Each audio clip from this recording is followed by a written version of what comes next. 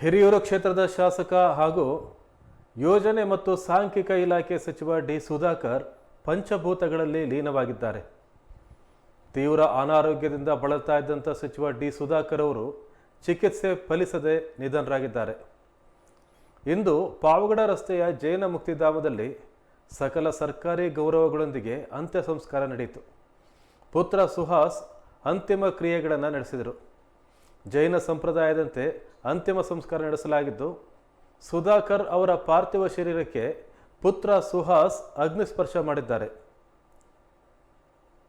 ಅಂತ್ಯ ಸಂಸ್ಕಾರದಲ್ಲಿ ಮುಖ್ಯಮಂತ್ರಿ Siddaramaiah, speaker UT Khader, ಉಪಮುಖ್ಯಮಂತ್ರಿ ಡಿಕೆ ಶಿವಕುಮಾರ್ ಸೇರಿದಂತೆ ಹಲವು ಶಾಸಕರು, ಗಣ್ಯರು, ರಾಜ್ಯಪಾಲರು, ಗೆಹ್ಲೋಟ್ ಅವರು ಭಾಗಿಯಾಗಿದ್ದರು.